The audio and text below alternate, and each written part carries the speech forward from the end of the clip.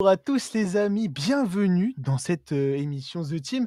Vous avez vu, on est 4 aujourd'hui, et oui, il y a de nouvelles têtes, mais bon, il y a des gens qui sont habitués, mais il y a 2 nouvelles personnes qui font leur première apparition, je crois, dans The Team. Tiens, t'as pas fait d'apparition, je crois encore. Si, Dans la The toute Team, tu première. la toute première émission, je me trompe, mais par contre, la toute nouvelle personne qui est là, qui a fait une émission, mais qui est pas encore diffusée. Petite, voilà, petite surprise, l'After F1, elle m'en a parlé hier, Axel dans El Clasico, elle sera diffusée normalement aujourd'hui, voilà, ce soir elle sortira. Mais c'est Artus avec son petit maillot du PSG. Comment tu vas, Artus? Super, Ah, magnifique. Je vais très bien. Ça fait plaisir d'être là et de passer toute cette émission avec vous. petite anecdote, hein, il a mis son maillot du PSG juste pour répondre à son collègue de droite, un certain Mathis, présent hein, pour The Team, très présent, je le remercie d'ailleurs, le fameux supporter d'Aston Villa apparemment, à partir du moment où Aston Villa est tombé contre le Paris Saint-Germain. Comment tu vas, Mathis? Alors, ça va très bien, supporter de Bouba Gamara avant tout. On suit depuis les classes très jeunes, donc je tiens à le préciser, c'est pour ça que je mets ce maillot aujourd'hui. Non, bah content, nouvelle émission à 4, hâte de commencer et bah bienvenue Artus et Kylian, c'est la première émission qu'on fait ensemble, donc j'ai hâte. Et du coup, il y a Kylian avec nous, parce que du coup, je t'ai posé la question, mais au final, je t'ai pas présenté. Comment ça va, Kylian? Bah, ça va très bien. Ouais, content de faire une émission avec Mathis, que j'entendais beaucoup d'émissions avec lui, mais jamais j'étais là. Et content d'être là pour la première émission d'Artus. Et ouais, Mathis entouré de 3 Parisiens, hein, forcément, ça fait plaisir. Mais aujourd'hui, voilà, on va pas parler de club, hein, pour le coup. On parlera plus de sélection. Donc, on oublie tout ça, on est tous français, à part s'il y a d'autres personnes qui ont envie de mettre en avant leurs origines. Je suis portugais, voilà, petit Cristiano Ronaldo, j'avais envie de le faire. Voilà, très clairement. On va d'ailleurs parler du Portugal aujourd'hui. Mais ça fait extrêmement plaisir. Voilà, à 4, je crois que c'est la première fois qu'on fait une émission à 4 sur The Team, en espérant que ça continue là-dessus, qu'on aille tout de suite aller chercher peut-être d'autres personnes pour le coup. Mais bon, Artus, voilà, ça fait plaisir de te voir sur cette émission en tout cas. Mathis, non, par le coup, ça y est, j'en ai marre de voir ta tête de Marseillais, j'en peux plus là, j'en peux plus. Pareil. Non. Bon, on va commencer tout de suite avec le programme, hein, tout simplement. Et comment, si on parle de sélection et de trêve internationale, comment on pourrait pas parler voilà, de la Nation League. Elle fait plutôt débat, et ça depuis sa création, la fameuse Nation League, puisque bah, c'est peut-être une compétition de trop. On va en discuter, parler un peu des matchs qui se sont passés hein, dernièrement. Il y en a eu pas mal, hein, avec pas mal de prolongations pour faire plaisir à beaucoup de personnes qui supportent leur club juste avant la Ligue des Champions, peut-être des petits blessés. Hein, voilà, ça fait extrêmement plaisir ces trêves. Non, pas du tout, hein, spoiler. Et pour le coup, voilà, on va parler justement, débattre sur, pour le coup, à qui ça fait plaisir. Voilà. Il y a peut-être des personnes ici à qui ça fait plaisir de regarder la Nation League. Bon, on va continuer avec l'équipe de France, le fameux Didier Deschamps, hein, qui fait débat encore une fois, malgré voilà, cette qualification. C'est quand même fait débat après ce match aller. Et pour le coup, voilà, on va justement discuter de ça, cette victoire contre la Croatie. Est-ce qu'elle le sauve de tout juste avant le mondial? Est-ce qu'il aurait dû arrêter avant? C'est une question que je poserai justement à mes chroniqueurs. Le troisième sujet, c'est sur le Brésil. Voilà, le Brésil, plutôt intéressant, mais est-ce que le Brésil n'aurait pas perdu en qualité ces dernières années avec un effectif qui est amoindri? On en discutera justement. On parlera aussi du coup du fameux match hein, de ce soir, si je me trompe pas, entre l'Argentine et le Brésil, avec une fameuse phrase hein, d'un certain Rafinha. Je pense que c'est dommage qu'on n'ait pas Axel pour en parler. Hein, Rafinha qui a juste voulu alimenter cette braise de ce match-là. Ça fait extrêmement plaisir hein, de voir ça. Et le dernier sujet, où je pense que ça va débattre, parce qu'il y a des fans hein, du GOAT pour certains, pour d'autres non, mais de Cristiano Ronaldo ici. On débattra justement du problème du Portugal. Est-ce que voilà, Cristiano Ronaldo est un problème? Est-ce que Roberto Martinez est un problème? Que se passe-t-il au Portugal? Puisqu'étant donné, voilà, on le sait, ça donne pas forcément satisfaction. Est-ce que les sujets vous plaisent déjà? Est-ce que ça vous plaît de parler de nation au final, et pas de club? Ouais, Pour le coup, oui. franchement, ouais, c'est cool, je pense que ça fait du bien, enfin ça fait du bien. On reproche souvent un peu cette pause des clubs, parce que bien sûr, on est tous fervents supporters de chacun de nos clubs. Mais là, en l'occurrence, je trouve que c'était une belle trêve. Il y a eu de beaux matchs. Il y a eu également de l'intensité avec le Brésil ce soir, un peu le petit clash de Rafinha. Donc non, moi, je trouve que c'est plutôt cool. Ah, les gens, ils aiment bien vanner. Hein. Aujourd'hui, j'ai l'impression, il y a Artus, il est guinéen. Est-ce que Boubacar Camara est devenu chroniqueur? J'hésite à la faire, mais je me suis dit, bon, peut-être qu'on va me traiter de raciste. J'ai pas préféré la faire. Donc voilà, pour le coup, il n'y a pas de problème. No racisme, voilà. Par contre, Aymen, bon, Voilà, on en dira rien. Ouais, donc on va parler justement des nations. N'hésitez pas à donner vos avis aussi dans les commentaires. Je vois qu'il y a pas mal de monde. Oula, il y a du monde aujourd'hui qui nous regarde. Ça fait extrêmement plaisir. Merci à vous. On va tout de suite passer sur justement le premier sujet et la Nation League. Est-ce que la Nation League serait pas une compétition de trop? Petit débat. Moi, personnellement, je trouve que d'un côté, oui. Mais moi, c'est la première fois que j'ai bien aimé regarder une trêve internationale. On a une trêve où il y a vraiment eu du spectacle dans tous les matchs, que ce soit pour les barrages de la Ligue des Nations ou pour la qualification de la finale à 4. À côté, du coup, c'est un risque toujours de rajouter des matchs pour les joueurs. Les joueurs, ils peuvent se blesser. Moi, en tant que Parisien, je suis content. Pour une fois qu'on n'a pas de blessés en sortie de trêve, ça fait plaisir. Mais c'est toujours un risque, ça rajoute des matchs. Déjà qu'avec le nouveau format de la Ligue des Champions, il y en a encore plus. Donc je pense que oui, c'est un format de trop. Juste mettre des matchs amicaux, je pense que ce serait mieux. Au moins, les sélectionneurs pourraient faire tourner, essayer des trucs, plutôt que de rajouter une compétition en jeu. Alors pour le coup, tu parles, il n'y a pas de blessés pour les Parisiens. En National League, c'est le cas, mais je crois qu'en match Non, on en a amical, un. Oui, à part c'est Tanguy. en National League, je crois. Donc Oui, ça il y veut a dire Tanguy que 2 semaines. Tanguy en match titulaire. amical, c'est quand même Non. blessé. C'est le seul qui Je se veux dire, blesse, c'est c'est celui que- qui est pas en National League. Voilà. C'est pas, sans tirer sur Kanguilny, c'est pas un titulaire indiscutable. Alors que la plupart de nos joueurs titulaires, qui sont titulaires indiscutables, jouent la National League, hormis Pacho et Marquinhos. Et pour le coup, là, on a eu cette chance de pas avoir de blessés. Ouais, c'est sûr. Mais après, moi, je suis pas trop de cet avis sur la National League. Je trouve que dans tous les cas, si tu mets des matchs amicaux, on va vouloir les gagner, surtout quand tu organises des matchs amicaux contre des grosses nations, que tu joues l'Allemagne, l'Italie, l'Angleterre en face, tu vas vouloir gagner ce match. Donc, je pense que j'ai du mal à comprendre cette haine envers la National League, parce que au final, ça fait jouer des matchs, ça rajoute un peu d'enjeu sans pour autant mettre trop d'intensité. On l'a vu, quand on s'est fait éliminer il y a 2 ans de la National League, on s'en foutait un peu, et c'est pas très grave, et tout le monde s'en fout, et ça crée juste des matchs, ça ajoute un tout petit peu d'enjeu, et puis c'est le seul truc. Moi, je pense pas que ce soit une mauvaise chose, cette National League. T'es d'accord, Mathis? Moi, je suis assez d'accord avec Artus pour le coup, mais un peu depuis peu, on va dire surtout moi le déclic que j'ai eu, c'est le France-Belgique quand il y a eu le retour de Karim Benzema notamment et ce fameux match également aussi quand on la gagne, je crois que c'est nous on la gagne face à l'Espagne si je dis pas de bêtises. En fait, moi, je trouve que justement, on a reproché ça depuis, je pense qu'on est petit, que les trêves internationales servent à rien, que c'était des matchs amicaux, que les joueurs se donnaient pas pour justement pas se blesser en club, etc., etc. Et ce qu'il faut aussi préciser dans la Ligue des Nations, moi, je suis assez chauvin, désolé, je le dis en français. En fait, ça a été créé pour justement créer ce côté compétitif des matchs qui étaient de base amicaux. On a trop reproché justement que les joueurs se laissaient aller, qu'il n'y avait pas forcément d'enjeu et qu'il n'y avait rien à gagner, donc les matchs étaient nuls. Mais là, justement, cette phase aller-retour de cette semaine nous a montré tout le contraire avec des matchs très intéressants, des matchs en jeu. Quand on voit les Espagnols comment ils célèbrent après la séance de penalty face aux Pays-Bas, on voit qu'il y a quand même un peu d'enjeu. La France, pareil. On était un peu tous aussi animés par ce fait, au retour, il faut qu'on gagne, il faut qu'on remonte. Donc moi, je suis assez d'accord avec Artus dans le sens où ça apporte un peu ce côté compétitivité qui manquait au trêve international. Et ça fait pas de mal. Je trouve justement ça fait du bien et ça renoue même un peu les liens avec les sélections. Alors pour le coup, on a vécu une très Je belle. suis d'accord avec. C'est vrai. Alors juste, je préfère prévenir du coup. Kylian a un peu de délai, voilà. Donc si vous le voyez nous couper la parole pour rien, c'est normal. Ouais, il a rigolé avec du retard. C'est tout à fait normal. Juste Kylian, du coup, je préfère lancer du coup ce que j'avais lancé avant que tu parles. On a vécu une très belle phase retour de National League, mais pour le coup, d'un point de vue général, j'avais plus l'impression que après le premier match, notamment la France qui perd contre la Croatie, de mon côté le Portugal qui perd contre le Danemark, et même il y a des grosses nations au final qui ont perdu. Je pense à l'Italie, voilà. On était plus dans la critique au niveau de la National League. Donc, est-ce que c'est pas pour moi, je vois quand même un renouveau depuis justement ces gros matchs qu'on a vécu dimanche soir, avec quand même 4 énormes matchs d'un point de vue score et d'un point de vue scénario.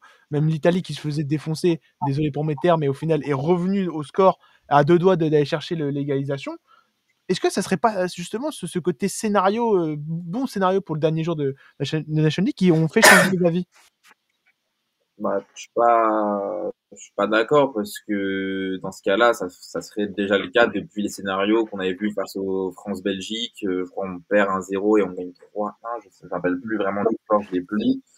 Pareil face à l'Espagne, c'était quand même des matchs assez spectaculaires où on a vu des très beaux matchs. Donc ça fait quand même depuis un petit moment qu'on voit des belles confrontations en Ligue des Nations.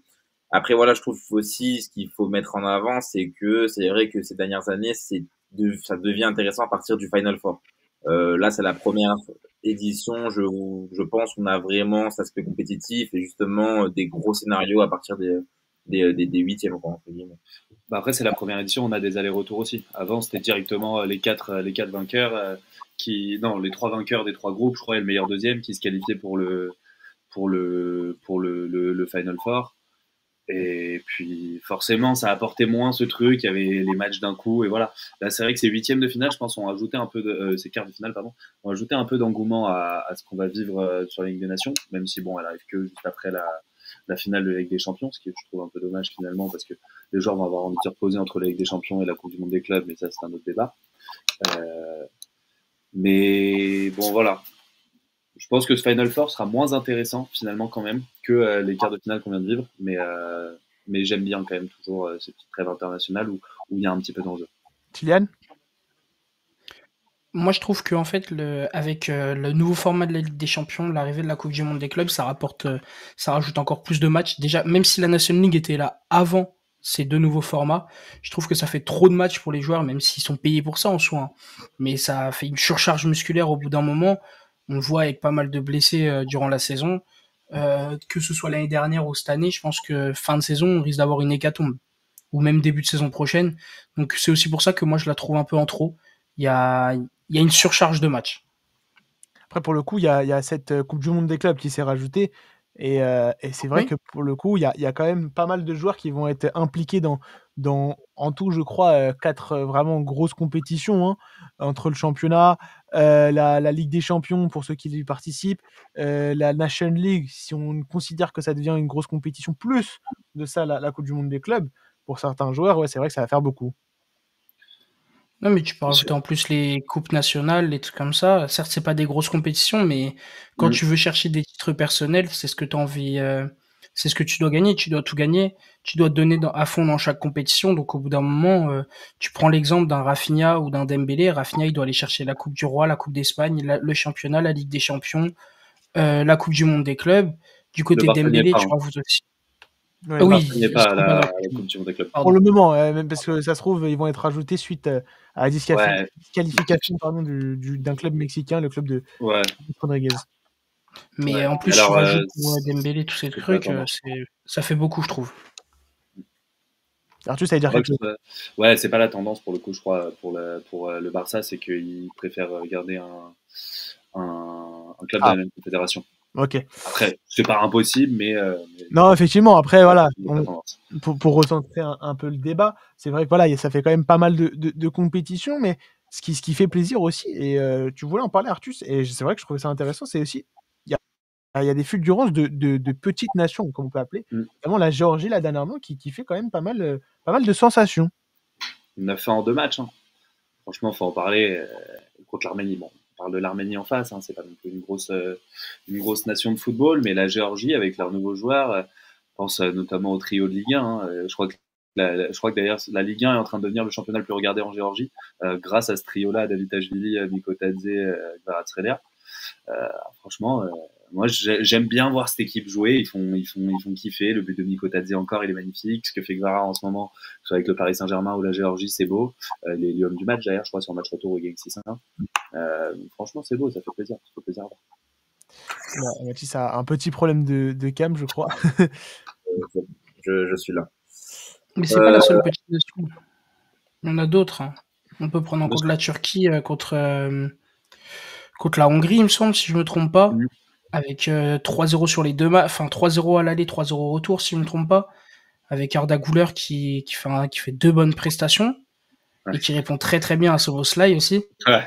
Je trouve que les petites nations font plaisir. Même l'Ukraine au match aller qui mettent 3-1 à la Belgique, c'est pas mal, je trouve, de voir aussi, oui, ces petites nations, même si ça rajoute des matchs. Même l'Irlande, bon match. Hein.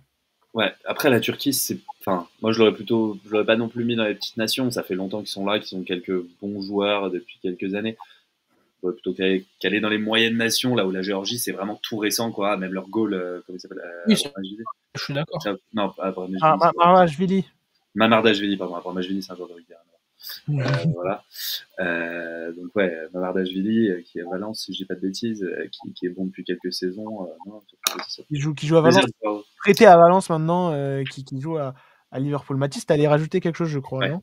Moi, j'allais dire que justement, en fait, l'exemple d'Arda Güler, de plein de joueurs qu'on vient de citer auparavant, c'est aussi l'exemple que c'est une compétition qui peut être jugée peut-être en trop, mais c'est également une compétition qui peut permettre à certains joueurs qui n'ont pas forcément le temps de jeu nécessaire pour se relancer en club, ou alors qui sont en manque de confiance auprès de leur club, de regagner un peu ce grain de folie, de justement prendre confiance en eux, marquer des buts, être décisif avec leur nation, et après justement mieux appréhender la deuxième partie de saison, ou voir la fin de partie de saison. Donc justement, je trouve que c'est sûr qu'il y a des perdants, il y a des gagnants dans toutes les compétitions. Comme on le voit avec le Brésil, et on en parlera juste après, il y a des joueurs qui sont moins performants qu'avec leur club. Mais à l'inverse, il y a des joueurs aussi qui permettent de se relancer. Et généralement, sont ceux qui ont moins de temps de jeu dans leur club respectif. Ouais, c'est vrai, ça a permis peut-être de relancer un André Rabiot. Ah non, toujours pas. Non, pour le coup, on a pu voir des bons petits joueurs rentrer. Voilà, Arda Güler t'en parle. Des Désiré Doué qui ont pu faire leur première entrée en équipe de France. Ça fait extrêmement plaisir. Équipe de France, je pense qu'on va pouvoir passer au deuxième sujet où un certain Didier Deschamps est encore en place. Un Didier Deschamps qui a réussi à se rattraper du coup contre la Croatie après avoir perdu 2-0 à Split, là-bas, du coup, ville en Croatie. Il avait perdu 2-0 et au final, il arrive à revenir 2-0 et il revient. Et après, ça va en séance de tir au but. On s'est fait peur. Merci Mike Maignan d'avoir arrêté 2 pénaltys dans cette séance. Mike Maignan, ancien Titi parisien. Voilà, encore une fois. Mathis, voilà, on aime bien. Tu vas en prendre beaucoup. Hein. Dommage qu'il n'y ait pas de Lyonnais avec nous, Alexis. Voilà, si tu nous regardes, au moins, tu n'aurais pas été tout seul. Là, pour le coup, tu es tout seul, mon petit pote. Non, voilà, on a pu voir une équipe de France intéressante avec des belles individualités. Compliqué à dire. Voilà, un beau coup franc d'Olysée. Mais pour le coup, j'ai l'impression que Didier Deschamps, juste avant ce mondial, et c'est vrai que il n'a jamais été flamboyant au terme de... Même au niveau des médias, tout le monde ne comprend pas forcément ce qu'il fait avec l'équipe de France. On parle forcément d'un mauvais jeu, pas d'un bon jeu, un beau jeu plutôt. Et pour le coup, est-ce que ce ne serait pas, encore une fois, des années de trop depuis la Coupe du Monde 2022 et cette finale ratée? Est-ce qu'il n'aurait pas dû arrêter, justement? Il nous ramène une finale d'Euro, 2 finales de Coupe du Monde dont une qui gagne. On gagne une Ligue des Nations. Alors oui, on aurait peut-être pu faire mieux. Peut-être qu'un autre entraîneur aurait fait mieux. Mais peut-être qu'un autre entraîneur qu'on aurait pu qualifier de meilleur aurait fait bien moins bien. Donc moi, je suis un fervent défenseur de Dédé. Hein. Il était là en 98, il était là en 2018. C'est lui qui lance beaucoup de jeunes récemment encore quand les cadres historiques, je pense à Pogba, Kanté, Griezmann, Giroud, etc. ne sont plus là. Il lance maintenant des Désiré Doué, Michael Olise, il avait lancé Kamavinga à seulement 18 ou 19 ans. Pareil pour Warren. Pareil pour Warren, évidemment. Warren encore plus jeune même. Comme Gibraltar, on s'en souvient. Moi, j'aime bien cette mentalité. Alors oui, dans le jeu, on peut critiquer de temps en temps. Il y a des choses qui vont pas.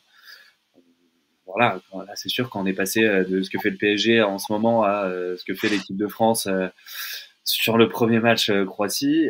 Bon, forcément, ça fait mal à voir. Après, quand on regarde le deuxième match, c'est un match dominé, c'est un match où quand on doit gagner, on sait gagner. Et je pense que ça montre pas mal cette mentalité qu'on a chez les Bleus depuis 2014, de mentalité de gagnant, faut aller gagner quand on veut gagner, on gagne. Moi, je pense que ce qu'a dit Arthus au début, il a très bien dit, c'est que le palmarès de Deschamps, en fait, parle pour lui, et malheureusement, heureusement pour l'équipe de France, c'est ce qui fait qu'aujourd'hui, il est toujours en place à la tête de la sélection. Tu enchaînes les finales, tu fais des bonnes prestations. Bon, est-ce qu'après tu profites aussi, certains disent qu'ils profitent aussi de la force du groupe et la force du vivier français, ce qui est également une réalité parce qu'on a un vivier qui est bourré de talent. Chaque année, on a une nouvelle révélation. Chaque année, il y a un nouveau joueur qui va se démarquer, donc c'est assez exceptionnel. Et surtout quand t'es entraîneur, c'est plutôt que du positif. Mais au-delà de ça, voilà, on a eu une Coupe du Monde, on a fait une autre finale de Coupe du Monde, demi-finale d'Euro là l'an dernier. Moi, je reste quand même convaincu qu'il aurait sûrement dû arrêter après la finale de Coupe du Monde 2022. Je trouve que tu pars quand même sur un beau palmarès, sur deux finales de Coupe du Monde. Surtout que la finale de la Coupe du Monde en 2022, c'est peut-être l'une des plus belles que beaucoup de monde ait vu en direct à la télé. Voilà, je pense qu'il était temps aussi d'avoir un petit renouveau avec le groupe bleu, avec un nouveau coach aurait fait pas de mal. Également avec aussi les affaires extrasportives concernant Noël Le Graët et la FFF.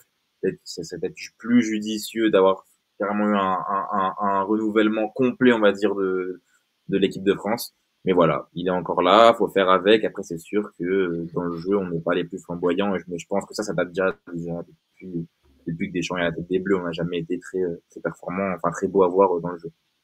Kylian Mais, Ah. je sais pas. Je dirais pas qu'il est pas convaincant. Je dirais qu'en fait, ces derniers temps, au vu du fait qu'on gagne, entre guillemets, je dis bien entre guillemets, moins, les gens se rendent compte que le style de jeu de Deschamps est beaucoup plus défensif et que quand il aligne une compo offensive, là, déjà, ça choque tout le monde. Je pense que ce qu'il a mis contre la Croatie au match retour, personne ne s'y attendait. En plus, on voit encore, là, c'est pour tirer une petite balle à Matisse, mais quand il n'y a aucun Marseillais, ça passe beaucoup mieux, le jeu. Il fonctionne mieux qu'à Split, quand il y en a deux. Mais Pardon Mathis, non, je suis vraiment désolé. J'étais obligé, Mathis. J'étais obligé. Après, il va quitter le groupe en disant qu'on l'a harcelé, le pauvre. Non, mais en fait, oui, il a un très gros palmarès, mais je suis plutôt d'accord avec Mathis. Pour moi, il aurait dû quitter après la finale de la Coupe du Monde 2022. Tu laisses une équipe déjà très très forte, un nouveau coach, je pense que ça allait être Zinedine Zidane, qui a un jeu plus offensif, qui est parfait pour cette équipe, au vu du nombre de bons joueurs offensifs qu'on a. On l'a vu là contre la Croatie, quand tu mets Olise, Barcola, Dembélé, Mbappé, ça fait très très mal, surtout que derrière, tu as aussi du Désiré Doué et tu as encore beaucoup d'autres gens. Au milieu de terrain, tu as pas mal de monde. Je pense que s'il laisse cette équipe de France, il pourrait être satisfait de ce qu'il a fait, ça c'est sûr, au vu de tout ce qu'il a gagné, et il la laisse dans un très bon état.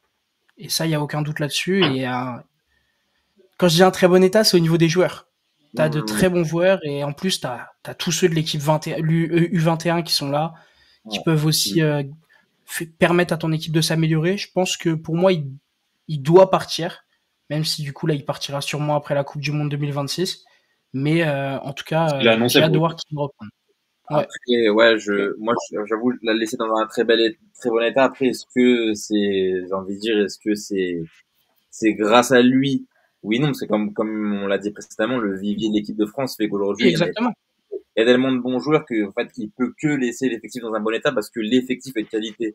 Mais par contre, moi, je trouve, et là, peut-être le plus grand échec de l'ère Deschamps, pour moi, c'est sûrement d'avoir laissé partir Antoine Griezmann de la sélection. Pour moi, actuellement... et de peut-être pas l'avoir mis capitaine aussi, peut-être. Bien sûr. En fait, quand tu vois sa gestion du groupe, elle a été quand même assez, elle a suscité quand même beaucoup d'interrogations ces derniers temps. Là, cette semaine, dans l'équipe, c'est sorti qu'apparemment ça allait mieux. Il a une nouvelle bonne relation, soi-disant, avec Mbappé, etc. Mais on dit quand même qu'il y a du mieux. Et il y a quand même eu des sorties médiatiques qui étaient quand même plus que contradictoires. Et au-delà de ça, on avait aussi des échos à la Coupe du Monde 2022 que dans le vestiaire, pas tout le monde était encore team Deschamps. Donc moi je trouve quand même qu'il a quand même beaucoup de loupés et que Antoine Griezmann fait très tâche sur sa copie qu'il va rendre à la fin de sa sélection. Et mais ça c'est sûr. C'est sûr que tu perds une entre guillemets légende de l'équipe de France. Donc c'est sûr que ça fait tâche. Après, par rapport au capitanat, je suis d'accord, il aurait pu donner à Griezmann. Mais quand on voit ce que Mbappé fait après la finale de la Coupe du Monde de U22, comment il essaye de remobiliser toute l'équipe, tu dis que ce mec est entendu. Il est entendu dans le vestiaire. Après ce que j'ai vu dimanche soir où il met des coups de pied à un joueur croate, et même je trouve que le capitanat n'est pas qu'une histoire de mobilisation. On sait pas. Pour moi, Hugo Lloris, c'était pas un joueur qui parlait beaucoup sur le terrain. Et pour le coup, c'était quand même l'image de l'équipe de France. Non, mais il sait se faire entendre. Oui. Il sait se faire Mais- entendre. Mais c'est pas un joueur exemplaire. Moi, je Pour le C'est coup, pas tu un joueur regardes exemplaire. un Mike Maignan, pour le coup, je pense qu'il parle plus qu'un Kylian Mbappé. Pourtant, il est quand même pas capitaine. Et je pense sincèrement qu'un Antoine Griezmann, au niveau de l'image de l'équipe de France, aurait été beaucoup plus imposant, on va dire. Je sais pas comment le dire. Pour le coup, si Varane serait resté, je pense que Varane aussi aurait pu l'être. Mais c'est des joueurs qui ont des années en équipe de France. Tu mets Kylian Mbappé, en plus, un personnage c'est le qui, contraire. au moment où il est mis capitaine, est un personnage médiatique qui commence à être très critiqué. Moi, je pense que c'était pas forcément la meilleure des choses de l'avoir mis capitaine, surtout quand tu as des Antoine Griezmann derrière. Et on voit au final que la fin de carrière en équipe de France avec Antoine Griezmann a été catastrophique au niveau gestion de la part de Didier Deschamps. Moi, Je suis d'accord là-dessus. Excuse-moi, Les deux le méritaient. Pour moi, les deux le méritaient. Après, est-ce que Griezmann il part vraiment parce qu'il n'a pas le capitanat ou comme il l'avait déclaré? C'est ce qu'il disait en partant. Il disait je laisse la place aux jeunes. Je pense qu'il y a un peu de ça aussi. Alors oui, il serait peut-être resté s'il avait été capitaine, mais je pense pas que le fait qu'il soit pas capitaine soit la raison pour laquelle il est parti. Je suis d'accord. Moi, je suis pas d'accord. Moi, je pense que c'est totalement ça, et je pense qu'on le saura sûrement peut-être jamais, ou peut-être dans des années quand il aura 45 ans, et cette génération. Il y a dû avoir des conflits entre Griezmann et Didier Deschamps. Je vois pas autrement. Ça part de ça, parce que c'est vrai, faut pas oublier, les gars, que quand Mbappé, on lui donne les clés, enfin le brassard de capitaine, on lui donne les coups francs, on lui donne les pénaltys, on lui donne les corners. Je veux dire aussi, quand ça, t'es pour là, moi, c'est honteux, ça, je suis d'accord. tu as tout monté, et là, t'as toujours été bon avec l'équipe de France, t'as été le meilleur presque à l'Euro 2016, en 2018, t'es très bon, t'as toujours tout donné sur le terrain avec ta sélection, qu'on te récompense pas. Il y a quand même aussi un moment, ça se pose question, parce que Mbappé, certes, ça reste Mbappé, et tu le disais, Kylian, voilà, il fait une excellente finale de Coupe du Monde 2022, mais pour moi, désolé, il a pas l'aura d'un capitaine. Attention, je trouve quand même assez ça une grosse finale de Coupe du Monde. Alors il marque un triplé, on va pas remettre en question les statistiques. Au final, dans le jeu, que ça soit défensif ou offensif, sur 80 minutes, malheureusement, c'était pas ça. Oui. Non, mais je suis plutôt d'accord avec ce que tu dis, Mathis. Je suis plutôt d'accord, mais je veux juste terminer mon argument, parce que du coup, j'ai pas eu le temps de terminer. Oui, vas-y, Mathis. Ce que je veux dire, c'est juste que Mbappé, pour moi, c'est un personnage déjà médiatiquement, et tu le disais, Kylian, qui est très clivant. On le sait, on sait comment ça s'est passé dans les vestiaires du Paris Saint-Germain, on sait comment ça s'est passé notamment aussi en équipe de France. Il y a eu des soucis des droits avec les sponsors. Enfin, il y a quand même eu énormément de soucis médiatiques avec Kylian Mbappé. Dans un vestiaire, ça pèse. Il y a des joueurs qui peuvent en avoir marre de ce comportement. Et moi, je pense pas qu'il est fédérateur comme Antoine Griezmann aurait pu fédérer l'équipe. Alors oui, il a des ententes, il a des amitiés avec certains, comme on lui connaît. Mais est-ce que c'est lui le capitaine de l'équipe de France? Est-ce que c'est lui qui mobilise tous les joueurs? Est-ce que c'est lui qui arrive à fédérer tout un effectif pour aller chercher une Coupe du Monde, 1 euro, voire plus? Je suis pas d'accord. Et d'ailleurs, on a vu les sorties médiatiques avec Mike Maignan, tous ces problèmes-là. Est-ce que si ça avait été Antoine Griezmann, il y aurait eu ces soucis-là? Je ne pense pas. Après, j'ai jamais dit que Griezmann ne devait pas être capitaine de l'équipe de France. Pour moi, à l'époque, je pensais que ça allait être le cas et ça aurait été je pense, le choix juste. Là-dessus, pour le coup, je te rejoins complètement et je suis d'accord avec le fait que Griezmann aurait sûrement été un meilleur capitaine pour passer le flambeau à la prochaine génération. En revanche, alors on parle des coups de pied qu'il met au gardien de croate, à Livakovic. Effectivement, ça, j'ai pas compris. Mais dans l'attitude, dans le jeu, j'ai bien aimé son leadership, le fait qu'il Hier, pardon, c'était quoi? C'était dimanche soir, on a vu Kylian Mbappé défendre et mettre un pressing, ce que j'avais pas vu depuis très longtemps, et ça m'a fait assez plaisir à voir quand même. Voilà. Moi, j'ai bien aimé le pressing sur Didier Deschamps pour aller en Suède, mais non, il y a des moments où je suis désolé. Voilà, Kylian Mbappé, pour moi, pourtant j'étais un grand fan de ce joueur-là quand il était au Paris Saint-Germain. J'ai eu beaucoup d'émotions quand il marque son triplé en Coupe du Monde, mais pour le coup, je pense qu'il y a eu des choses qui n'étaient pas acceptables, qu'on n'aurait pas du tout accepté de la part d'un autre joueur, qu'on a accepté pour lui. Je trouve ça pas normal. Alors juste avant de continuer le débat, je voulais montrer justement quelques statistiques au niveau de Didier Deschamps en équipe de France. En équipe de France, c'est 13 ans déjà. Là, à partir d'aujourd'hui, alors il reste encore quelques matchs à jouer et une Coupe du Monde à jouer. C'est 162 matchs, 96 victoires, 29 nuls, 37 défaites. Voilà, quand même un palmarès assez... des nombres de victoires assez impressionnants pour une équipe de France. Et voilà, au niveau du palmarès, juste pour le montrer, c'est une Coupe du Monde, une Nation League, du coup, une finale de Coupe du Monde perdue, une finale d'Euro perdue. Pour recentrer un peu le débat, justement, sur Didier Deschamps, est-ce que vis-à-vis de l'effectif qu'il a, de tout ce tout ce qu'on a mis en place pour lui, on va dire, même s'il récupère une France, voilà, c'était assez compliqué avant lui avec un Laurent Blanc et que c'était compliqué. Après, l'histoire du bus, il y a eu quand même pas mal de rebondissements. Est-ce qu'il n'aurait pas pu faire mieux avec un effectif où, à partir de l'Euro 2016, qu'on rappelle, qui était en France, remporté par le Portugal, je ne dirais pas pour qui j'étais lors de cette finale, mais quand même remporté par le Portugal en 2016, après une Coupe du Monde certes gagnée, mais pour le coup, il y a eu un Euro après catastrophique et une finale de Coupe du Monde perdue. On sent que même entre les compétitions, des fois, Didier Deschamps, c'est assez compliqué. On peut remettre en cause, notamment ses choix tactiques, ses choix de sélection. Voilà, pas sélectionner Karim Benzema pendant longtemps, puis le désélectionner, puis Antoine Griezmann, mais pas capitaine.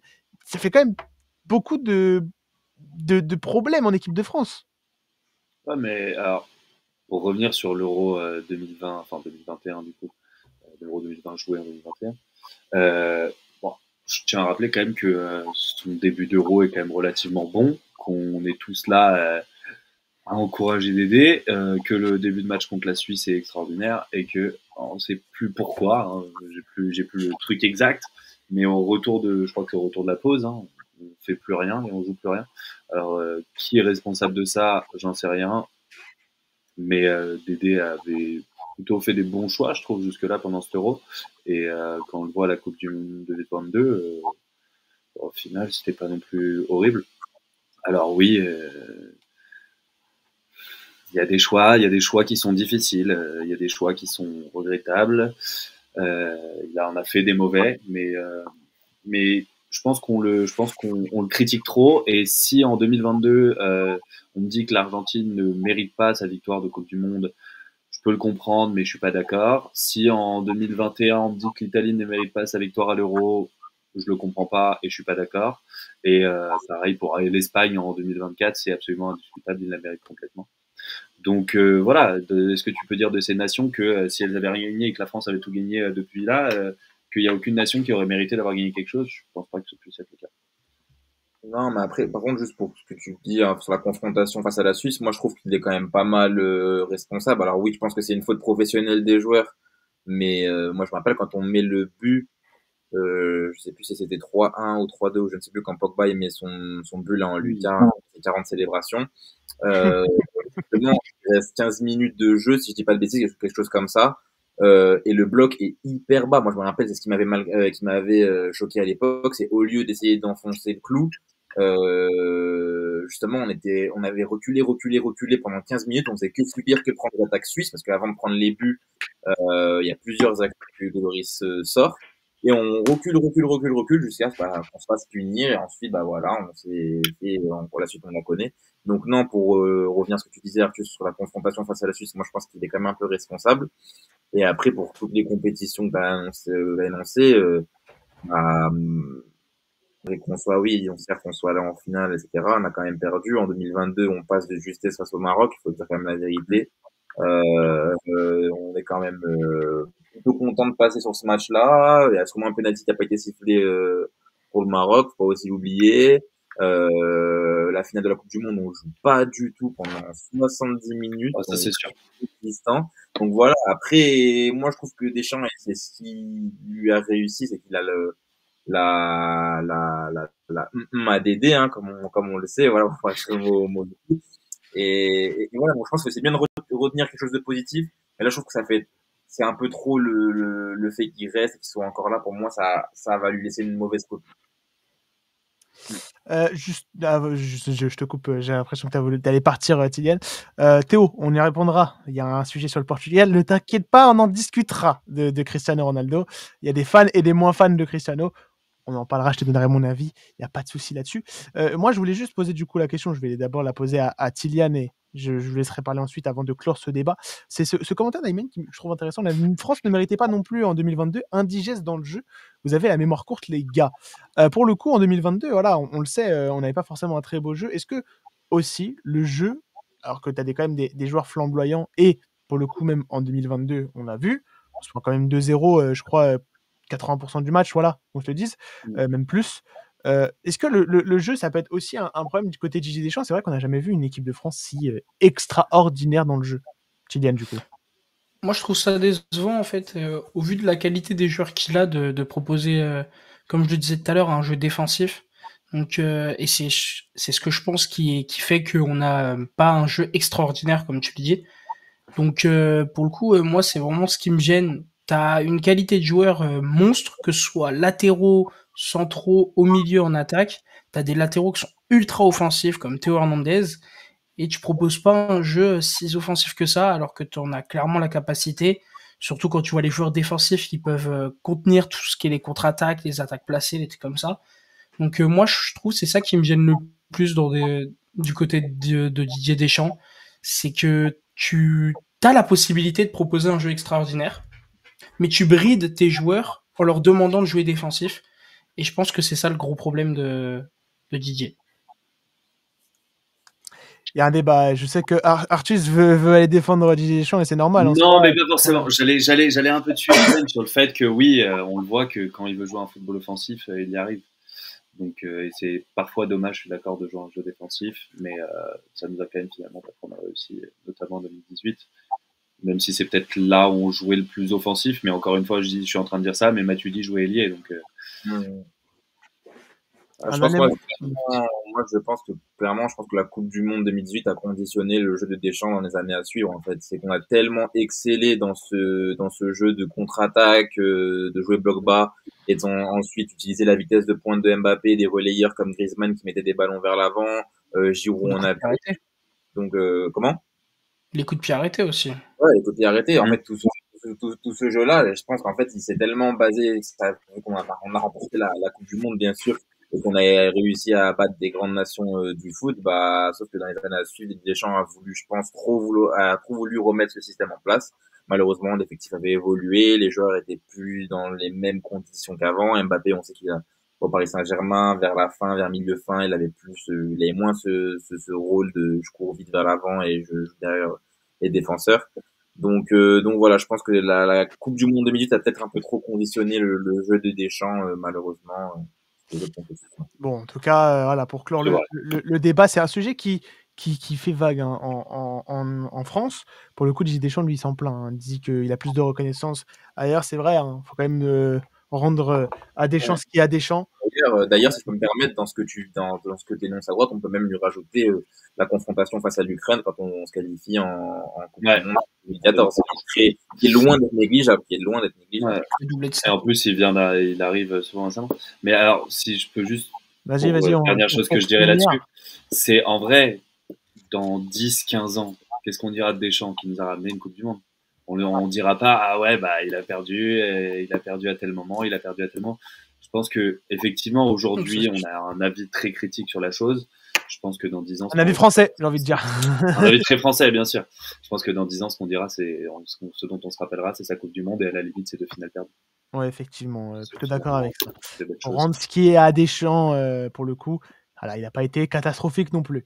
On va parler d'un autre effectif, c'est l'effectif du Brésil. Voilà, un effectif qui est en perte de qualité. On se rappelle du grand Brésil, voilà, avec beaucoup de joueurs extraordinaires.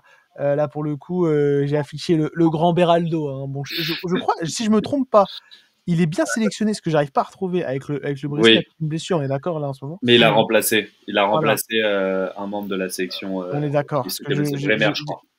J'ai pas trouvé justement le joueur remplacé et sur les listes. Attendez juste, Aymen, je te montre quand même ton petit commentaire parce qu'on a passé à autre chose. Des chances de finale perdues sur 3, les gars. C'est vrai que pour le coup, il n'a pas été très efficace. Artus, attention, je commence à connaître le personnage. On passe à un autre sujet. C'est bon. On parle du Brésil maintenant. Et on parle de Beraldo. Voilà, Beraldo, très bon. Non, quand même, on va se calmer. Voilà, Beraldo, voilà, c'est un peu à l'image du Brésil quand tu es obligé d'appeler un Beraldo en sélection brésilienne qui est même pas titulaire avec le Paris Saint-Germain, qui a du mal aussi de temps en temps avec le Paris Saint-Germain. Est-ce que ça serait pas, ou alors qu'il y a de très gros commentaires, je vois des choses. C'est pas signe de, pour le coup, un manque de renouvellement dans l'effectif brésilien. On voit pas mal de joueurs qui jouent au Brésil, même au niveau du gardien, même si là, c'est qu'il y a quand même des grands gardiens, au final, on les fait pas jouer. Juste, voilà, des Rafinha Ballon d'Or, Rafinha. Si c'est des gens c'est Axel qui vous a appelé, les gars, bon, voilà. On en parlera de Rafinha après. Mais pour le coup, ouais, qu'est-ce que vous en pensez, justement, de cet effectif? Bah, c'est un C'est effectif c'est un effectif bon parce que ça reste quand même le Brésil. Il y a quand même des joueurs stars, des joueurs qui sont épatants de par leur talent en club. En commentaire. Pardon. Donc, mais non, mais d'un autre côté, voilà, comme tu l'as très bien dit, enfin, là, on parle du Brésil, je vois afficher Beraldo, là, j'ai envie de dire, c'est pas le Brésil, enfin, là, il y a un problème, tu vois, là, à l'époque, on a affiché des Thiago Silva, des Dante, quand il était encore en sélection, David Luiz, etc. Donc, je trouve que l'effectif est un peu malade, on va dire, ces dernières années, et un peu en perte de grands talents. Mais, on appellera du haut. mais ça une grande nation avec de très grands joueurs. Je pense que juste le problème, il est ailleurs. On en parlera peut-être après. Moi, personnellement, je trouve que c'est compliqué de dire que de pas dire le contraire, que l'effectif il perd en qualité quand quand il y a eu une époque avec Ronaldinho, Ronaldo Nazario, tous ces joueurs-là. Je trouve que c'est compliqué de dire que l'effectif ne perd pas en qualité. Là, t'as des joueurs qui ont du mal à performer avec la sélection brésilienne. On le voit avec Vinicius, ça on le sait. Il a énormément de mal. Maintenant, pour moi, le détail qui change, c'est qu'il y a une nouvelle génération qui commence à arriver du côté du Brésil, avec Hendrick, même s'il n'a pas de temps de jeu du côté du Real Madrid. Le jeune Estevao, qui joue encore en Ligue brésilienne, mais qui, lui, il faut surveiller parce qu'il peut vraiment faire du bien. Ensuite, il faut pas se laisser déconcentrer par les. Estevao, il arrive à Chelsea d'ailleurs. Ouais, tu vois, c'est même André qui joue. André, il me semble, qui est du côté de Strasbourg, tout ça, qui commence à vraiment monter en niveau. André Santos. Tous ces joueurs-là, même Beraldo, faut lui laisser le temps encore. C'est un jeune qui est arrivé à Paris il y a encore 1 an et demi. Faut laisser le temps, et je pense que cette génération va pouvoir permettre au Brésil de monter en niveau. Surtout quand on voit Alisson aussi. Alisson, la performance qui sort contre le PSG, on voit qu'on retrouve un très très très bon Alisson. Faut laisser le temps à ce Brésil-là, mais on va retrouver un bon Brésil, mais jamais le même Brésil qu'il y avait il y a encore 20 ans. Alors pour le coup, voilà, j'ai affiché la composition du dernier match du Brésil contre la Colombie. On peut le voir. Alors en soi, la charnière centrale, Gabriel Magalhaes et Marquinhos est très bonne avec Alisson. Pour le coup, voilà, mettre des Wanderson. On en a discuté en plus avec Axel justement d'un possible arrivée de Wanderson au FC Barcelone, mais pour le coup, ça n'a rien à voir. Pour le coup, là, il est titulaire. Je crois que c'est Guillermo, si je me trompe pas, sur le côté gauche. Bruno Guilherme, pardon, excuse-moi. Oula, tu vois, c'est pour le coup joueur. Pour le coup, personnellement, je vais dire la vérité, je ne connais pas. Au milieu de terrain, un Bruno, alors un ancien, il y a Thierry qui a bugué. Tout le monde bug, chacun son tour, c'est parfait. Bruno Guimaraes et Gerson. Bon, pour faire plaisir à mes Lyonnais et à mes Marseillais, voilà, justement, Gerson, ancien Marseillais qui est titulaire, mais pour le coup, voilà, est-ce que Gerson aurait, il y a quelques années, il serait jamais de la vie, il aurait été titulaire. Bon, même si cette attaque Vinicius, Rafinha, Rodrigo, elle fait sa vidéo. Numéro 9, João Pedro, il fait quand même de belles saisons du côté de Brighton, mais c'est pas non plus extraordinaire. Et parlons même pas du banc, parce que voilà, c'est quand même pas trop. On va aller regarder ce qu'il y a sur le banc, mais c'est vrai que c'est pas très glorieux non plus, ça fait pas rêver. Bah, ça fait pas rêver. Savigno qui peut faire des bonnes performances à la limite, mais qui est pas non plus extraordinaire pour l'instant, même si on peut lui laisser le temps. Mais moi, je pense qu'il y a cette passation de génération en ce moment qui se fait, et ça va finir par revenir le Brésil. Et oui, mais surtout qu'en plus, voilà, on sait que le Brésil, c'est une sélection qui a beaucoup déçu. Déjà, la Coupe du Monde 2014, je pense qu'on a beau dire, beau faire, déjà pour nous, ça a beaucoup marqué le résultat face à l'Allemagne, mais je pense que dans les têtes des Brésiliens, que ce soit les supporters ou les joueurs, ça a eu beaucoup de conséquences parce que les Brésiliens ne vivent pas, je pense, le foot comme certaines autres nations du moins peuvent le vivre. Et on sait qu'il y avait beaucoup de joueurs qui en parlaient même des années après et qui ont dit qu'ils étaient encore assez traumatisés de ce jour-là. Et moi, je pense que ce qui manque surtout cruellement dans cet effectif-là, c'est un leader sur le terrain et un leader aussi, je vais dire technique. L'absence de Neymar, le départ de Thiago Silva laisse beaucoup de plumes sur cette sélection et on sait que Marquinhos, enfin, qui fait de bonnes performances avec le Brésil, c'est pas la relève de Thiago Silva non plus, Gabriel également et du côté de Vinicius, Rodrigo et Rafinha. Et bah pareil, c'est pas un Neymar quand t'avais un Neymar en forme. Et d'ailleurs, quand Neymar revient au début avec Santos et qu'il fait des bonnes prestations, les supporters brésiliens clament son retour. Il a Au fait son retour, il est blessé malheureusement. Bon, sûrement Ouais, pour l'anniversaire de sa sœur, mais, exactement. mais pour le coup, voilà. Pour le prono contre l'Argentine, je le vois, Axel, on en discutera un peu après, on finit sur l'effectif. Pour le coup, il y a un joueur que vous avez beaucoup cité, les viewers, et que je vois qui a une très bonne note contre la Colombie, c'est Rafinha. Rafinha qui a fait cette grosse déclaration contre l'Argentine, hein, qui a dit, je crois il a dit que vous allez les défoncer, que ça soit sûr et en dehors du terrain. Tabassé. Et tabassé. Ouais, il a dit, ouais, il a dit des trucs un peu sévères. Voilà. Pour le coup, voilà, cette équipe du Brésil, est-ce que concrètement, on le sent hein, contre cette équipe de l'Argentine, est-ce qu'ils peuvent faire quelque chose, que ce soit contre l'Argentine et sur du long terme, on sait que la prochaine Coupe du Monde en 2026, voilà, elle arrive bientôt. Est-ce que voilà, cet effectif avec peut-être un Rafinha en très grosse forme, avec un Vinicius et Rodrigo avec 2 ans de plus, ça peut aller loin dans de grandes compétitions? Bah, c'est encore difficile à dire. Hein. Là, je sais que sur la phase éliminatoire pour la Coupe du Monde de 2026, le Brésil, c'est 12 buts encaissés en 13 matchs. C'est énorme pour une sélection comme le Brésil. Ça prend presque des buts à chaque match, pas encore clean sheet. Donc défensivement, c'est déjà pour moi trop faible pour espérer aller très loin dans une compétition. On sait qu'aujourd'hui, en face, bah voilà, il y a des joueurs qui vont faire mal. Je joue face à une Espagne avec une attaque qui brille, face à l'Allemagne ça revient bien, l'Angleterre également. Enfin, j'ai envie de dire, je vois pas Portugal. trop Portugal, oui également avec Cristiano Ronaldo. Donc non, voilà, c'est moi je les vois pas aller si loin que ça et un choke comme ils avaient fait face à la Croatie, quelque chose comme ça. Moi je les vois clairement réitérer actuellement en l'état. Je les vois clairement réitérer une confrontation comme celle-ci. Moi, je suis d'accord. Kylian? En l'état, je suis d'accord. Après, faut voir avec au fur et à mesure du temps. Enfin, même si c'est tous dans 1 an et demi, il me semble, même un peu moins. Faut voir avec les prochaines sélections, les trucs comme ça, les joueurs qui vont prendre en temps de jeu, qui vont prendre en niveau, voir s'ils vont réussir à s'imposer de plus en plus dans cette sélection, voir si Vinicius va enfin réussir à enchaîner les bonnes prestations avec le Brésil. Et si ça le fait, pourquoi pas les voir comme un gros contender de cette Coupe du Monde. Non, c'est vrai, effectivement. Bon, voilà, on va passer au prono, hein, parce que Axel Ouais. voulait prono. Et en soi, je l'avais prévu.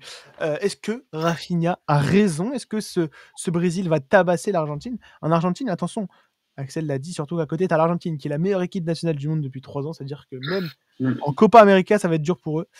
Franchement, pour le coup, je ne peux pas lui donner tort. Hein, c'est quand même une très grosse Argentine avec ce que fait Scaloni. C'est quand même très, très Bien sûr. fort.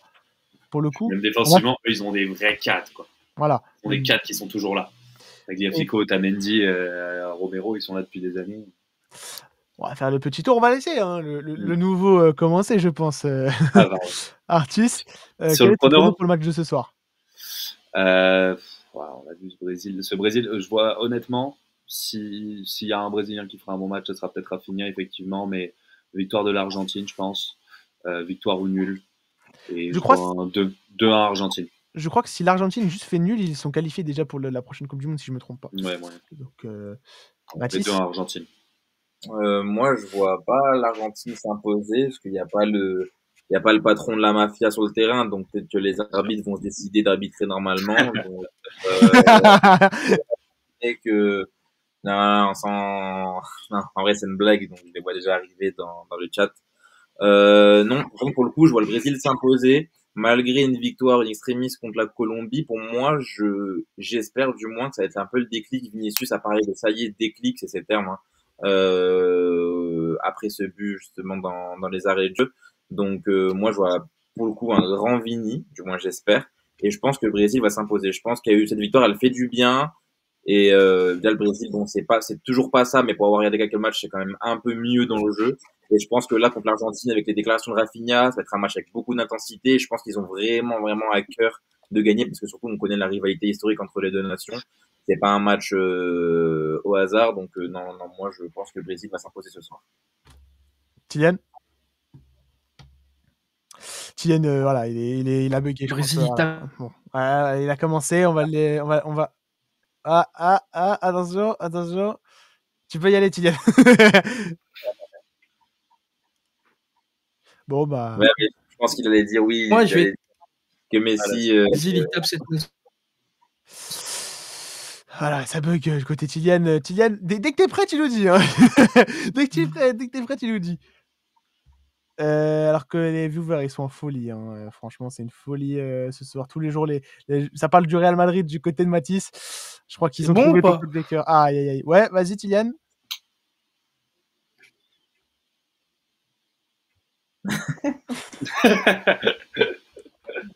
Ouais. Non, mais juste pour répondre à ce que dit le chat. On m'entend pas, j'ai l'impression. Ouais, non, ça bug du côté de Kylian. Attends un peu, Kylian. Attends un petit peu. Dès que t'es prêt, tu nous dis. Tu disais, Mathis. Dans le chat, non. Je rigole quand je parle de Messi, etc. Par contre, pour Vinicius, c'est pas la question que ce soit un joueur du Real, pas du tout. Moi, je suis convaincu que lui, il a à cœur de bien faire avec le Brésil, qui sait qu'il a quand même une responsabilité, surtout avec l'absence de Neymar, et qu'on met quand même beaucoup les épaules sur lui, même si Rafinha fait une grosse saison et que Rodrigo également là. Je pense que Vini, c'est quand même considéré un peu comme la relève, faut dire ce qui est, c'est la vérité. Donc non, moi je pense que ce but contre la Colombie va vraiment lancer et que je sais que là, je pense que ce soir, il va faire un gros match. J'espère. Mathis, je pense que ça veut te faire dans les commentaires. Mais on va quand même essayer d'entendre Kylian. Est-ce qu'on m'entend? Oui, vas-y, tu peux y aller. Ok. Je vais être cru dans mes propos. Oula. Mais je veux que le Brésil tue cette nation de racistes.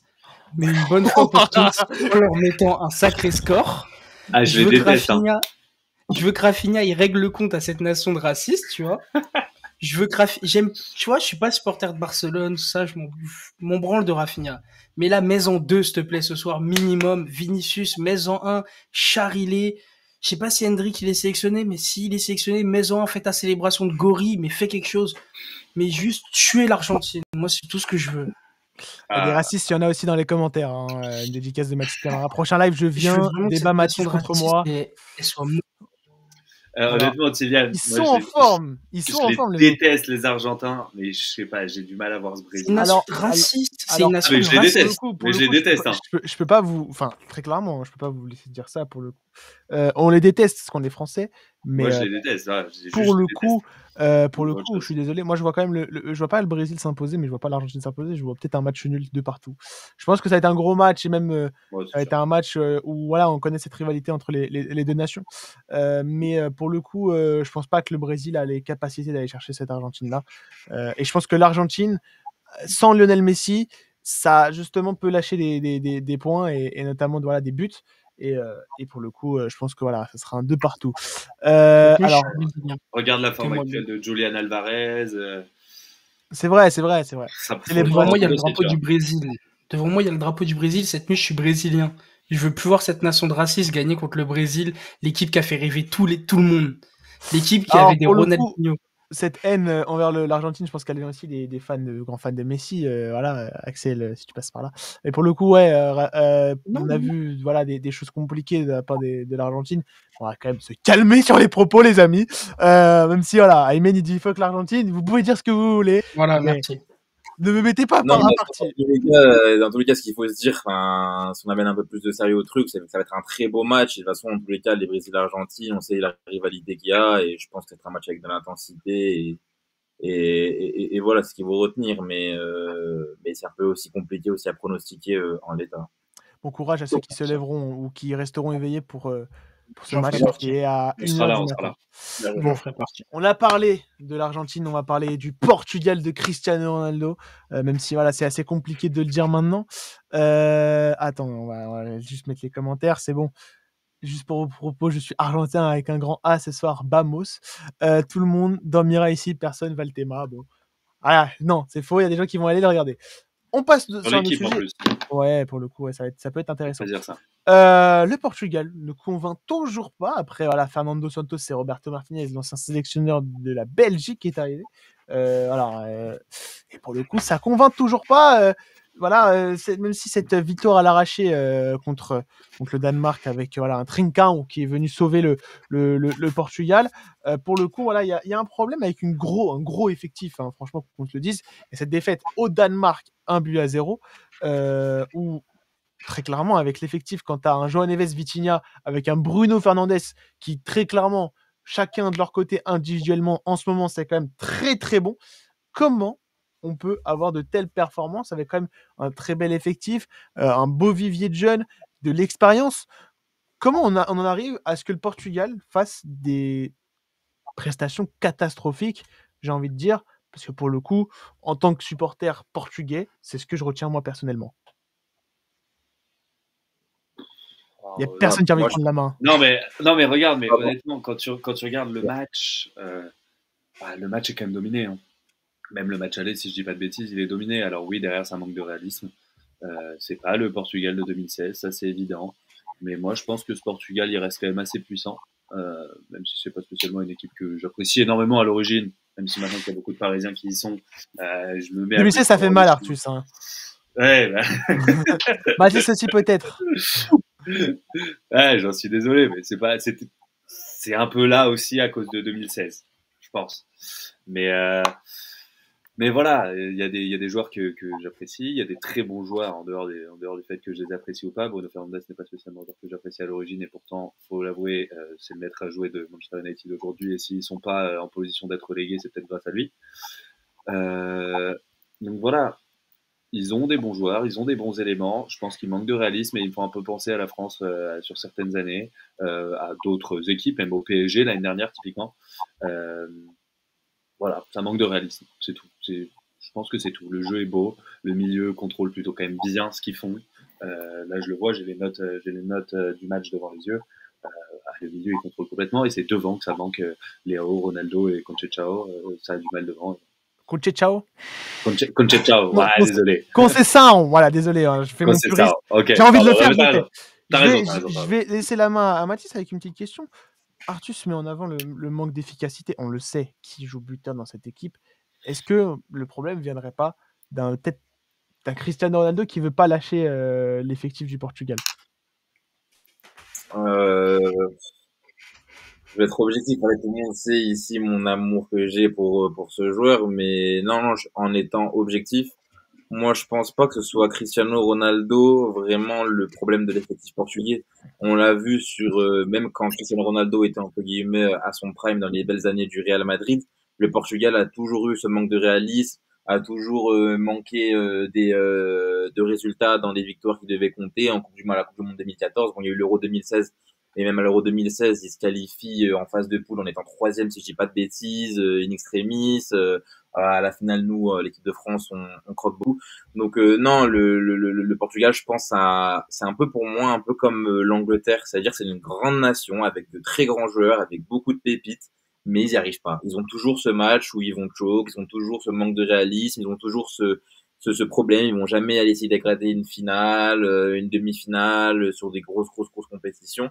Donc voilà, et l'élimination face au Maroc, elle est synonyme de plein de choses. Et pour Cristiano Ronaldo, là où je suis d'accord avec ses détracteurs, c'est que pour le coup, moi je pense que le penalty face à la Slovénie, enfin du moins c'est ça, la Slovénie à l'Euro qui loupe face à Jan Oblak, je pense que pour le coup ça lui reste en travers de la gorge et depuis il a du mal à se remettre. Et d'ailleurs, on l'a vu même dans sa course d'élan maintenant, les penalty, il est beaucoup moins rassurant, il est moins impactant qu'avant. Le Danemark ira totalement son penalty d'ailleurs. Mais je pense pas que c'est un problème uniquement lié à Cristiano Ronaldo. Je pense que c'est vraiment un problème de groupe et d'identité de jeu qui manque cruellement dans cette équipe. Kylian? Moi, je dirais pas que c'est de la faute de Cristiano Ronaldo. Après, je dis non plus pas qu'il faut qu'il soit titulaire indiscutable. Pour moi, le mettre un peu plus sur le banc, je trouve que ce serait une bonne idée de laisser la place aux jeunes. Mais il faut toujours continuer de le sélectionner. C'est quand même un joueur important dans cet effectif. Parce que je disais par rapport à Mbappé, il sait encore plus. Il a vraiment cette voix. C'est une star dans cet effectif. C'est le doyen. Donc pour moi, il a vraiment cette voix qui porte. Tout le monde va l'écouter. Si au bout d'un moment, il dit ouais les gars, bougez-vous, faut qu'on se bouge, faut qu'on aille faire quelque chose. par exemple, hein, c'est un exemple que je dis, hein, je précise, et bah ils vont plus se dire ouais, on va peut-être essayer de se bouger. D'un côté, t'as quand même Cristiano Ronaldo qui te dit ça, tu vois, l'un des meilleurs joueurs de l'histoire du foot. Donc pour le coup, je pense que c'est pas le problème, mais le mettre moins titulaire pourrait arranger les choses. Alors pour le coup, j'ai envie de parler un peu, hein, forcément, c'est quand même un sujet qui me tient à cœur. Pour le coup, pour moi, Cristiano fait partie de ces problèmes-là. Pour moi, le sélectionner n'est pas un problème, le mettre titulaire en est un. Tu peux pas, on l'avait vu, hein, lors de la dernière coupe du monde, si je me trompe pas, ou si c'était à l'Euro, voir un Gonzalo Ramos, débuter et marquer un triplé, je ne sais plus contre quelle équipe, mais je crois que c'était la Suisse en plus, si je me trompe pas, je me rappelle Coupe du plus. monde. Voilà, du coupe monde, du ouais. monde contre la Suisse. Pour le coup, Cristiano Ronaldo, pardon, était sur le banc. Et pour moi, c'était la bonne chose à faire. On a quand même un beau vivier de jeunes. Et même si Gonzalo Ramos n'est pas titulaire avec le Paris Saint-Germain, on parle quand même d'un Paris Saint-Germain qui ne joue pas avec un numéro 9. Mais un Gonzalo Ramos, c'est quand même très bon niveau qualité. Et Cristiano Ronaldo est en perte totale de confiance. Et on peut le voir notamment avec ses dernières comment dire, quand il parle médiatiquement, prestation, mais même au niveau médiatique, il aime beaucoup parler et essayer de se rassurer. Tu joues dans un championnat qui, malheureusement, à part un fou furieux qui s'appelle N'Golo Kanté, bah, fait baisser toutes les statistiques de tout le monde, en tout cas même au niveau de la forme. Cristiano Ronaldo ne doit pas être titulaire. Il doit être sur le banc, ça c'est sûr. Être encore sélectionné, pourquoi pas, je vois pas où est le problème. Par contre, à partir du moment où tu le mets titulaire et qu'il plante pas, même si voilà, contre le Danemark, il marque ce but, très clairement, je suis désolé, il y a des choses où, pour moi, ça diverge. Alors, sinon, il faut le faire sortir plus tôt. Mais pour moi, là, tu donnes pas une bonne image. Tu es en train de rater quand même, de très bons joueurs. Tu mettrais qui à sa place? Tu mettrais qui à sa place? Moi, je suis très Gonzalo Ramos. À chaque fois qu'il a joué avec le Portugal, c'était pas si mauvais. Il est même pas titulaire avec son club. Bon, certes, il a fait. Parce que tout le monde répète son triplé, d'accord. Son triplé, il n'y a rien à dire. Il est beau, il fait une bonne entrée. Mais depuis le triplé, est-ce que quelqu'un a dit Gonzalo Ramos, c'est vraiment le numéro 9 au Portugal, il faut le faire jouer tous les matchs? Non. Donc, j'ai envie de dire, est-ce que baser une prestation qui date maintenant presque de 3 ans, encore, de la remettre encore au cœur des débats, je pense pas que c'est la bonne solution. Alors, pour le coup, tu vois, pour moi, il y a aussi un problème avec le Portugal, c'est la prestation de certains de nos joueurs. Je pense à Leao, mais désolé, Bernardo Silva, même s'il fait une bonne entrée, quand tu as Bruno Fernandes qui fait des matchs catastrophiques depuis qu'il est là, il y a Jota et Félix, pareil, je le vois, Aymen, il dit, mais franchement, je suis désolé, mais quand tu as un vivier comme le Portugal, pour moi, le problème, il est que les joueurs, j'ai l'impression qu'ils sont pas impliqués. Et pour moi, si tu as ce problème-là, si ça vient pas de la part des joueurs, ça vient d'une seule et même personne, du sélectionneur. Je suis désolé, mais Roberto Martinez, à quel moment le Portugal s'est dit on va aller chercher Roberto Martinez, qui n'a rien fait avec la Belgique? Tout ce qu'on se rappelle de sa Belgique, c'est qu'elle a été éliminée contre la France, que c'était une équipe de semards, désolé. Hein. Pour le coup, c'est le seul truc que je retiens de la part de cette Belgique-là, même si ils ont un très bon niveau de jeu. Pour le coup, Roberto Martinez, il a eu des très bons débuts avec le Portugal, mais je suis désolé, pour aller chercher des grosses compétitions, tu as besoin d'un grand sélectionneur. Didier Deschamps était quelqu'un de marquant pour l'équipe de France, et c'est quand même un entraîneur qui a prouvé par le passé, notamment avec le Marseille. Voilà, donc pour le coup, je vois pas ce que Roberto Martinez vient faire ici. Mourinho aurait pu l'être. Pour moi, voilà, tu te devais d'aller chercher un plus grand entraîneur, un plus grand sélectionneur. Mourinho, si c'était le cas. Notamment, je pense qu'on aurait pu chercher. Moi, j'aurais bien voulu voir un Ruben Amorim, pour le coup, même si c'est tiré par les cheveux, mais le voir sélectionneur du Portugal, je pense que ça aurait été plutôt intéressant. Dans quelques années. Désolé. Dans quelques années, oui. Mais pour le coup, avec le vivier que tu as maintenant, faire ce que fait le Portugal en ce moment, c'est catastrophique. Je suis désolé. Je veux de votre avis sur Roberto Martinez. Est-ce que pour vous, c'est un bon choix, ou justement, on montre encore que c'est compliqué avec le Portugal? Alors, moi, je suis sur l'avis. Je vais très rapidement, et de toute façon, ça va accompagner mes propos, mais Gonzalo Ramos, encore, il rentre, il fait un but, une passe D. Donc, ça, avec le PSG, il rentre, il marque. Ok, il n'est pas titulaire, il rentre, il marque, et parce que derrière, il y a trois, voire quatre malades mentaux déliés dans un jeu où tu joues avec un faux neuf. Forcément, il est compliqué de le mettre titulaire. Mais dès qu'il rentre, il marque et il fait une très très belle saison, malgré le fait qu'il soit pas titulaire. J'aime beaucoup le commentaire que tu viens d'afficher, Joao Félix ou Diogo Jota, j'adore. Et je suis assez d'accord avec ces Diogo Jota d'ailleurs. J'ai arrêté de le prononcer Jota. Diogo Jota. Donc je suis assez d'accord avec tous ces choix-là. Ils ont une armée offensive qui est quand même relativement puissante. Alors, je comprends pas certains choix de Roberto Martinez, effectivement, comme tu le dis, de garder ce Cristiano Ronaldo, qui est certes Pour certains, le GOAT, pour d'autres, le deuxième meilleur joueur de tous les temps, pour certains, le troisième, j'ai du mal à les comprendre, mais ça, c'est leur choix. Bref, c'est un des meilleurs joueurs de l'histoire. Ok, mais maintenant, il a 40 ans, il joue en Arabie Saoudite, fait tourner. Ok, tu le gardes dans la sélection. Évidemment que tu le gardes dans la sélection parce que tant que c'est un joueur de football, il doit être dans la sélection parce qu'il apporte quelque chose d'énorme à ce Portugal dans la mentalité rien que des joueurs. Le fait qu'il soit là, je pense que ça aide beaucoup de gens. Mais donc il faut faire tourner cette armada offensive sans pour autant dire qu'il ne faut jamais faire jouer Ronaldo. Moi, je suis pour que, évidemment, le faire rentrer à la 90e quand tu perds ton match. Évidemment, ça reste le meilleur buteur de tous les temps. Personne n'a plus de buts que lui dans l'histoire. Donc ça reste un joueur qu'il faudra faire jouer. Mais titulaire indiscutable, je vous suis là-dessus. Non. Mathis ?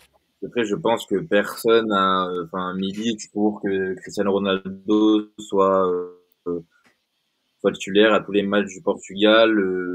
Pourtant, c'est le cas. Moins disent ah oui. Non, bah moi je suis pas d'accord. Moi je trouve pas que les fans, après bon, les ultra fans, moi je suis très fan du joueur. Enfin pour moi c'est le meilleur joueur. Enfin c'est celui qui m'a donné envie de faire du foot. Mais c'est pas pour autant que je dis qu'il doit être titulaire tous les matchs, etc. Non. Et par contre de dire que c'est le problème du Portugal, que si le Portugal n'arrive pas à faire des résultats, c'est à cause de lui, que c'est à cause de ça, c'est à cause de... Non, faut arrêter au d'un moment, c'est totalement fou. Je suis d'accord. Il y a un problème de fond avec cette équipe, ça depuis des années, même quand Cristiano Ronaldo excellait encore. Et ce qui est très révélateur de ça, c'est également, sur le match contre le Maroc, ça a mis le tout à l'heure. Je dis pas le bêtise, je crois que Cristiano Ronaldo, il est remplaçant, je crois, dans ce match-là. Si il rentre à la fin du match. Et malgré ça, ça n'a pas empêché l'élimination du Portugal avec Gonzalo Ramos et qui vous voulez sur le terrain. Donc au bout d'un moment, non, c'est pas Cristiano le problème. Et juste pour faire entre guillemets un peu un parallèle concernant l'âge et on va dire la maturité que tu soulignais Kylian tout à l'heure, qu'il peut avoir dans le vestiaire et l'expérience. Le Milan l'année où il gagne le Scudetto, il y a Zlatan encore dans l'effectif. Zlatan ne joue pratiquement pas ou très peu, mais il est dans l'effectif. Et les retours qu'on a eu fin de l'année, c'est que Zlatan avait été très important pour le Scudetto du Milan. Donc pourquoi pas Ronaldo peut être très important dans le vestiaire et dans le poids qu'il a. D'ailleurs, les joueurs le disent à chaque fois qu'ils arrivent en sélection, leur idole c'est qui? C'est Cristiano Ronaldo. Donc faut arrêter de tout lui mettre sur les épaules. Après, et pour le coup, je pense que c'est assez révélateur aussi. Il y avait les mêmes problèmes à Manchester United. On le voit depuis qu'il est parti. On disait que c'était de sa faute. Alors il y avait déjà les mêmes problèmes avant. Il y a toujours les mêmes problèmes maintenant. Bizarrement, ça n'a pas évolué. S'ils ont gagné une FA Cup à un moment, mais ils n'ont rien gagné depuis je sais pas combien d'années. Manchester United, c'était toujours aussi catastrophique. Donc ça prouve que c'était pas forcément le problème. C'était pas lui. Moi, je suis plutôt d'accord avec Mathis, contrairement à Axel, pour le coup, même si j'ai l'impression qu'on veut bien te vanner aujourd'hui. Je crois que c'était ton jour. Moi, je vais laisser parler Wassilian. Je suis d'accord avec ce que tu as dit, Mathis. Et pareil avec ce que tu as dit, toi, Milan. Pour moi, d'avoir choisi ce coach-là, c'est le pire choix. C'est vraiment le pire choix quand tu vois les résultats qu'il avait avec la Belgique. Même s'il faisait des bonnes performances, enfin, il allait loin dans les compétitions, tu peux pas, si tu veux aller loin, tu peux pas prendre un coach qui a rien gagné. Même si, je pense, vous voyez ce que je veux dire. Pour moi, j'arrive pas à m'expliquer là. Non, mais je vois, clairement, quand tu vois qu'il a eu du mal avec cette équipe de Belgique, quand tu avait déjà un gros effectif quand même. Au final, tu prends, il ressemble à Den Bunker. Non, mais quand tu prends un sélectionneur qui a au final les mêmes problèmes que l'ancien, je pense à Fernando Santos. On se demande pourquoi pas avoir regardé Fernando Santos au final. Même si on a une équipe qui est plus offensive, pour le coup, on a toujours du mal et on le voit contre ce Danemark-là, même si on va chercher le match, il y a quand même pas mal de soucis. Et je pense quand je parle de Cristiano Ronaldo, je parle de... En fait, je trouve que il y a trop Cristiano Ronaldo, une histoire de voilà, tout le monde le kiffe, voilà, c'est un dieu vivant là-bas. Par contre, les pénaltys, tu le sens, faut les lâcher. Pour moi, faut les lâcher. Tu as de très bons tireurs de pénalty, même si Cristiano Ronaldo, voilà, c'est un très bon tireur de pénalty. Plus aujourd'hui, quand tu as un Vitinha avec la saison qu'il fait, notamment, on voit ses pénaltys, ils font partie des meilleurs d'Europe. Quand tu as un Bruno Fernandes c'est la même chose. Je trouve, voilà, il est trop impliqué dans ce genre de choses. Pour le coup, voilà, sur le banc. Et je pense que le fait de ne pas avoir mis un sélectionneur en place, je pense à Mourinho qui justement casse ce genre d'ego. Et je pense que peut casser des mecs comme Bernardo Silva, peut casser des mecs comme Bruno Fernandes. Car je dis, les gars, ici, vous êtes au Portugal, vous êtes personne, en fait. Le but, c'est de faire fonctionner la nation et pas vos petits égos. Les gars, vous fonctionnez pour la nation, vous vous donnez sur le terrain. Et ça, par contre, j'aurais bien aimé. Je pense qu'un Mourinho, pour le coup, dans ce genre de choix, aurait été pas mal.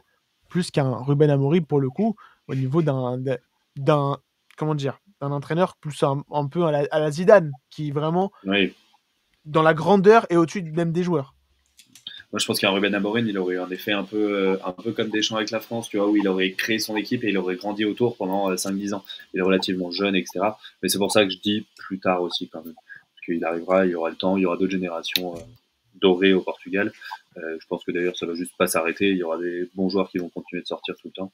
Un peu comme maintenant avec la France, comme avec l'Espagne. On aura tout le temps des nouveaux. Donc voilà, je pense que ça m'étonnerait pas qu'Amorim finisse par y aller au Portugal. Est-ce que vous avez des choses à rajouter, les gars, sur ce sujet-là? Non, pas spécialement. Après, moi, je pense qu'on a fait un peu le tour. Après, voilà, juste pour revenir un peu sur les individualités, quand on regarde les individualités, pardon, au Portugal en ce moment, et les grandes stars qu'on cite hors Ronaldo, donc Leao, Bernardo Silva, Bruno Fernandes, c'est à part Bruno Fernandes, bon, parce qu'il profite aussi un peu que l'équipe soit faible pour être au-dessus, mais c'est des joueurs qui ont du mal en club, qui excellent pas. Bon, t'as Vitinha, bien sûr, t'as Nuno Mendes, t'as certains joueurs comme ça, mais Leao, on sait qu'on lui reproche à Milan justement son manque de régularité depuis plusieurs saisons, son manque d'envie sur certains matchs, sur certaines confrontations. Donc alors oui, on souligne ces joueurs-là en dehors de CR7 comme si c'était eux aussi, il fallait leur laisser plus de leur liberté. Mais bon, on leur laisse une liberté en club et on voit que ça marche pas forcément. Donc pourquoi en attendre autant en sélection? Bon. Je pense qu'on va clore ce débat. Ça fait déjà plus d'1 heure que nous sommes ensemble, 1h15 exactement. Ce fut une longue émission, ce fut une belle émission. Merci les gars de m'avoir accompagné, Artus, Mathis, Styliane, très clairement. Ça fait extrêmement plaisir d'être à 4. Et en fait, j'aimerais faire un grand merci aux viewers. Première fois qu'on a passé, je crois, 80% du temps à plus de 10 viewers. Alors, pour certains, c'est peut-être pas grand-chose, mais voilà, quand on a commencé à 0, ça fait extrêmement plaisir de voir autant de viewers. Merci à Axel, à Aymen qui revient de temps en temps. J'essaie de lire les commentaires. Eliamé qui a été là, je sais pas comment ça se dit, Eliamé. Voilà. Il y en a d'autres aussi. Théo qui était pas là pour le coup quand on a parlé du Real, enfin de Cristiano Ronaldo, c'est dommage. Mais voilà, merci à tous, à Maury Pascal qui est venu faire un petit coucou à Artus qui a demandé qu'est-ce qu'il foutait là à l'heure de l'apéro. C'est pas marrant. Mais pour le coup, voilà. Merci à vous les viewers, merci les gars. J'espère que ça vous a plu, vous trois. Ouais, c'était cool. Merci à toi. La première pour Artus, voilà, et Mathis qui est là tout le temps. Voilà, j'ai l'impression d'avoir un Axel Bis de The Team. Merci à non, Théo est là. Parfait. Voilà, c'était The Team du coup, et à bientôt. N'hésitez pas aussi à regarder l'After F1 qui arrive bientôt. Et à bientôt, merci à vous. C'était The Team, c'était le groupe. Ciao, ciao. Bonne soirée. L'équipe.